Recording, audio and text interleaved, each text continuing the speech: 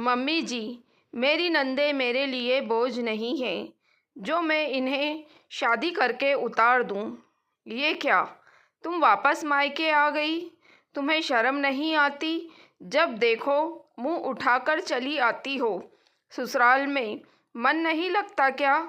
सुरेखा भाभी ने ताना मारा तो नीरजा अंदर तक हिल गई, पर वो भाभी का ये कड़वा ताना भी सह गई।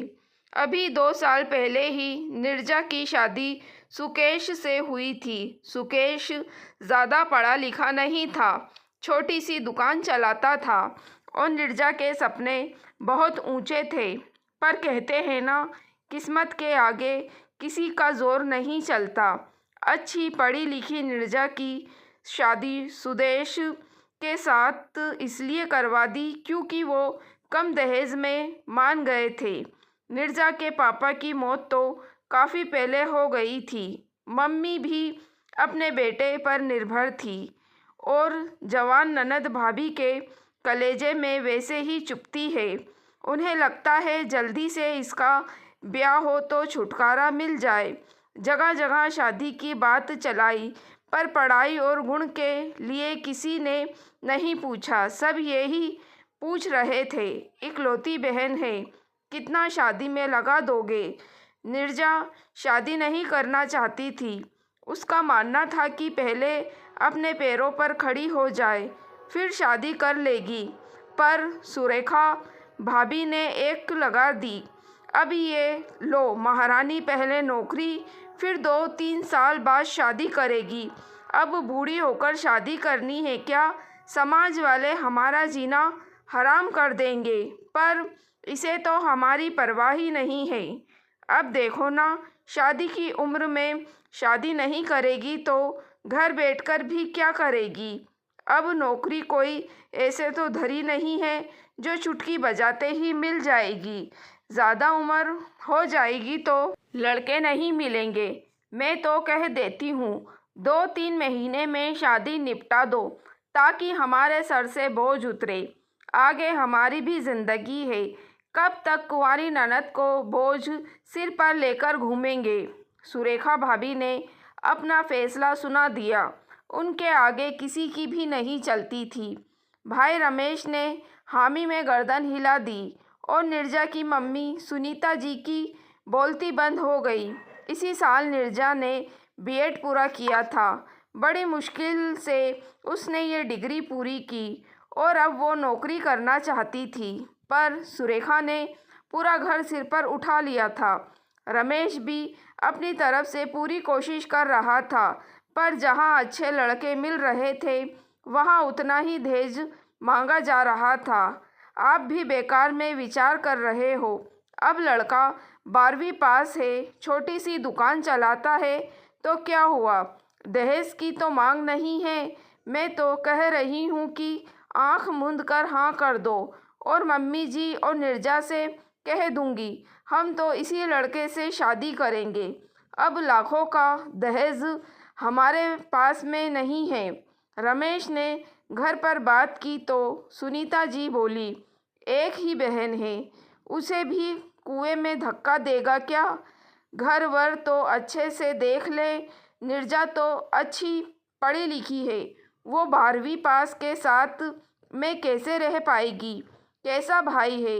अपनी छोटी बहन भी बोझ न लगने लगी। मम्मी, सिर्फ नीरजा ही नहीं, आप और मेरी पत्नी भी मेरी जिम्मेदारी हैं। मेरे बच्चे भी तो हैं, मुझे उनका भविष्य भी देखना है। सारा धन बहन के ब्याह में लगा दूंगा तो मेरे बच्चों के भविष्य का क्या होगा? फिर मैं भी बहुत ज़्यादा तो कमाता नहीं हूँ। मुझे तो ये रिश्ता ठीक लग रहा है। लड़के वालों की कोई मांग भी नहीं है, इसलिए मैं तो हाँ करने जा रहा हूँ। ये सब नीरजा सुन लेती है। भैया, आप मेरे जीवन का फैसला करने जा रहे हो और मुझसे एक बार भी पूछा नहीं मेरी इच्छा और मेरी मर्ज़ी क्या है? आपको भी मेरे नौकरी करने से दिक्कत है? मुझे अपनी ज़िंदगी के 2 साल दे दो। मेरे पास बीएड की डिग्री है, फिर मैं कमाऊंगी तो आपका बोझ भी हल्का हो जाएगा। बस अब चुप कर। मैंने और सुरेखा ने फैसला कर लिया है, तेरी शादी उसी लड़के से होगी। और अब तुझे जो भी करना है अपने घर जाकर करना। अब हमारे सिर से तो बोझ उतरे। भैया, आप मुझे बार बार बोझ कहकर बुला रहे हो। कल को आपकी बेटी भी बड़ी होगी तो वो भी बोझ होगी। उसकी शादी भी जल्दी ही बिना उसकी मर्जी के कर दोगे क्या? नीरजा ने सवाल किया तो रमेश और सुरेखा चुप हो गए। भाई और भाभी के दबाव के कारण नीरजा ने शादी के लिए हाँ कर दी। अपने सपनों को टूटता देखकर वो बहुत रोई। सुनीता जी ने उसे संभाला और उसकी शादी सुकेश से हो गई। नीरजा शादी होकर ससुराल आई तो देखा यहाँ का माहौल एकदम ही अलग था। घर परिवार में पढ़ाई लिखाई से किसी को लेना देना नहीं था। सासू माँ ने यही बोला कि लड़की को पढ़ाकर क्या करना है, उसे तो चूल्हा चौका ही तो संभालना है। अब तेरी पढ़ाई को चूल्हे में झोंक दे और रसोई संभाल ले। हमें तो पढ़ी लिखी बहू नहीं चाहिए थी।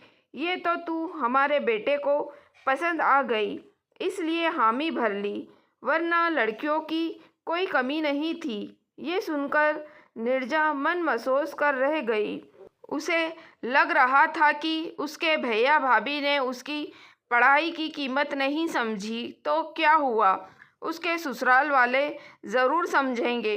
कम दहेज लिया था तो वो तो यही अंदाज़ा लगा रही थी वो लोग खुले विचारों के होंगे और किसी वजह से वो सुकेश की पढ़ाई पूरी नहीं कर पाए होंगे।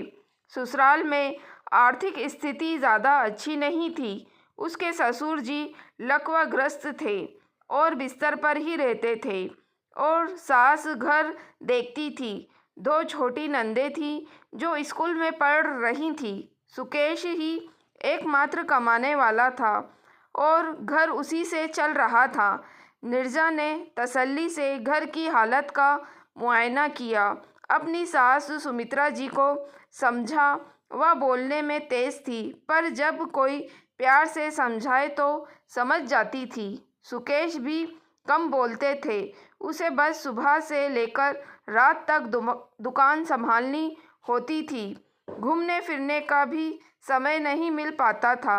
वो अपनी पत्नी नीरजा की बहुत इज्जत करता था और उसे प्यार से रखता था। शुरुआत में नीरजा ने सबको समझा और फिर उसने एक दिन जब सास अकेली बैठी थी तो बात की। मम्मी जी, अभी तो दोनों बेटियां छोटी हैं। अब ये दोनों स्कूल से कॉलेज जाएंगी। कल को इनकी शादी भी करनी होगी तो इतने पैसे कहाँ से आएंगे? सुकेश की कमाई से तो बस घर ही चल पाता है। भविष्य के लिए कोई सेविंग तो है ही नहीं। अगर घर चलाने वाले दो जने हों तो घर आराम से चलेगा। भविष्य के लिए पैसा भी जमा हो जाएगा। हाँ बहू, तू कह तो ठीक रही है। अब देखो ना, सुकेश के पिताजी तो बिस्तर पकड़े हुए हैं। दोनों बेटियां भी अभी छोटी हैं। अब कोई दूसरा बेटा भी नहीं है जो सहारा बन जाता। वो कमाता तो घर चलने में और भी आसानी होती। सुमित्रा जी ने कहा, मम्मी जी, ज़रूरी थोड़ी है बेटा ही घर चलाए। बेटी और बहू भी तो घर चला सकती है। अब देखो ना, मैंने भी बीएड की हुई हूँ। अभी मुझे भी अच्छे स्कूल में अच्छी नौकरी मिल सकती है और मेरे पगार भी अच्छी खासी होगी। सुबह 7 बजे जाओ और दोपहर तक घर वापस आ जाओ। अब अच्छा वेतन आएगा तो घर को ही सहारा मिलेगा। दोनों नंदों का जीवन संवर जाएगा।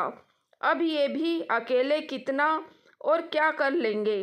नीरजा ने इतनी आसानी और शांतिपूर्वक समझाया तो उनके दिमाग में ये बात तो बैठ ही गई। उस वक्त उसकी सास कुछ नहीं बोली और ना ही गुस्सा हुई। अगले दिन जब दोनों बेटियां स्कूल जा रही थी तो उन्होंने देखा कि एक के जूते घिस गए हैं। तूने बताया नहीं तेरे जूते घिस गए हैं? भैया नए दिला देते। मैंने भैया को बताया था, पर वो बोले अभी इसी से काम चला लो, अगले महीने दिला देंगे। भैया हमेशा ऐसा ही करते हैं, हर ज़रूरत को अगले महीने पर टाल देते हैं। और वो रुहासी होकर स्कूल चली गई। ये सुनकर सुमित्रा जी गंभीर हो गई और नीरजा के प्रस्ताव पर सोचने लगी। अगर नीरजा खुद नौकरी करना चाहती है तो बुराई क्या है, वो घर पहले की तरह संभाल ही लेगी। अभी तो उनका बुढ़ापा और दोनों बेटियों का भविष्य भी है।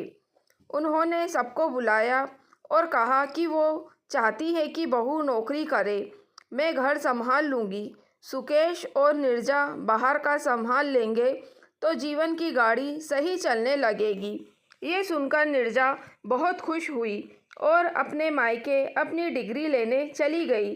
सुरेखा ने उसे देखते ही ताना मारा और मुंह बनाया, पर नीरजा ने इसकी परवाह नहीं की और अपनी मम्मी सुनीता जी को बताया कि उसकी सास उसकी नौकरी करने के लिए राज़ी हो गई है। वो अपनी मार्कशीट, सर्टिफिकेट और डिग्री लेने आई है। ये सुनते ही सुरेखा चौंक गई। वो तो कभी नहीं चाहती थी कि उसकी ननद नौकरी करे और अच्छी ज़िंदगी जिए। आखिर उसके ससुराल वाले राज़ी कैसे हो गए? बहुत कोशिश करने पर भी नीरजा ने ये ना बताया कि आखिर उसकी सास उसकी नौकरी करने के लिए कैसे राज़ी हो गई। नीरजा एक समझदार बहू थी। अब ससुराल ही उसका अपना घर है और वो अपने घर की परेशानी अपने घर की बात में ही रखना चाहती थी। नीरजा ने शांतिपूर्व ढंग से अपना सामान लिया और अपने ससुराल चल दी, पर जाने से पहले वो अपनी भाभी सुरेखा को कहकर गई, भाभी आपने तो बहुत कोशिश की थी मेरी ज़िंदगी नरक बनाने की, पर मैंने भी ठान लिया था कि मैं अपनी ज़िंदगी संवार ही लूँगी। इतनी मेहनत से दिन रात जागकर जो मैंने पढ़ाई की है उसे इस तरह तो बर्बाद नहीं होने दूँगी। मैं अपने पैरों पर एक दिन ज़रूर खड़ी होकर दिखाऊंगी। इसलिए मैंने कोशिश की और मैं जीत गई। अब कुछ ही दिनों में मेरी नौकरी लग जाएगी, फिर मैं अच्छा कमाने भी लगूंगी। अच्छा, वैसे आपको कितनी पगार मिलेगी? सुरेखा ने मन लेते हुए कहा, भाभी अब कितनी भी पगार मिले वो आपके लिए नहीं होगी। मेरी सारी कमाई मेरे अपने घर ससुराल वालों के लिए ही होगी। आपको तो 1 रुपया भी नहीं मिलेगा। ये कहकर नीरजा ससुराल चली गई। कुछ दिनों की मेहनत और इंटरव्यू के बाद उसे एक अच्छी स्कूल में टीचर की नौकरी मिल गई। अब नीरजा अच्छा खासा कमाने लगी। घर की आर्थिक स्थिति भी सुधरने लगी। घर वालों की ज़रूरतें भी पूरी होने लगी। समय के साथ नीरजा एक बेटा हो गया और उसका प्रमोशन भी हो गया। अब वो सीनियर टीचर बन गई। उसकी पगार भी बढ़ गई। एक दिन सुबह घर में कोहराम मच गया। नीरजा के ससुर जी अचानक चल बसे। पिछले 4 सालों से वो बिस्तर पर ही थे। नीरजा ने बड़ी मुश्किल से अपनी सास सुमित्रा जी को संभाला और ढठास बंधाया। नीरजा सीनियर टीचर से स्कूल की प्रिंसिपल बन गई थी। कुछ सालों बाद दोनों नंदें बड़ी हो गईं। उन्होंने कॉलेज की पढ़ाई पूरी कर ली तो अब सुमित्रा जी को उनकी शादी की चिंता सताने लगी। वो जल्दी से दोनों की शादी कराना चाहती थी। एक दिन अचानक मायके से फ़ोन आया कि नीरजा के बड़े भाई रमेश की अचानक मृत्यु हो गई। उसे अपने मायके जाना पड़ा। 13वीं तक वो वहीं रुक गई थी। उसकी भतीजी की पढ़ाई पूरी नहीं हुई थी। सुरेखा अपनी बेटी पढ़ाई को लेकर चिंतित थी और घर में कमाने वाला चला गया था। भाभी आप बिटिया की पढ़ाई की चिंता मत करना, उसका सारा खर्चा मैं उठाऊंगी और वो इंजीनियर बनना चाहती है तो उसे अच्छे से अच्छे संस्थान में मैं पढ़ाऊंगी। ये सुनते ही सुरेखा शर्म से ज़मीन में गड़ गई। नीरजा, मुझे माफ़ कर दो। मैंने तुझे बोझ समझा, शादी ज़बरदस्ती करवा दी और तुम मेरी बेटी के लिए इतना सोच रही हो। भाभी, जो हुआ उसे भूल जाओ। अब हमें अपनी बेटी का जीवन संवारना है। नीरजा ने भाई की बेटी की जिम्मेदारी उठा ली। वो ससुराल आ गई।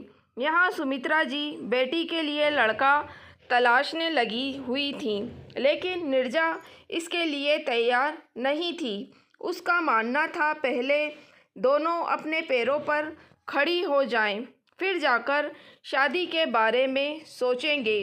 उसने सुमित्रा जी को समझाया, मम्मी जी, मेरी नंदे मेरे लिए बोझ नहीं है जो मैं इन्हें शादी करके उतार दूं। मेरी नंदों को मैंने बेटियों की तरह पाला है, इसलिए ये मेरी जिम्मेदारी है कि जब तक ये दोनों अपने पाँव पर खड़ी नहीं हो जाती, तब तक मैं इनकी जिम्मेदारी उठाने को तैयार हूँ। अपने पैरों पर खड़ी होंगी तो ये दोनों एक बेहतर ज़िंदगी जी पाएंगी। लेकिन नीरजा बेटियों को इनके घर भेज देते हैं, बाद में ये अपने हिसाब से ससुराल में पढ़ लेंगी। सुमित्रा जी बोली, नहीं मम्मी जी, आप माँ होकर ऐसे कैसे कह सकती हैं। बेटियों को हम दूसरे घर पूरी तरह तैयार करके भेजेंगे, ताकि इन पर कभी कोई मुसीबत आए तो ये पूरी तरह से उसका सम्मान कर सके। मेरी दोनों नंदें मेरी बेटियों जैसी हैं। जो मेरे साथ हुआ वो मैं इनके साथ नहीं होने दूंगी।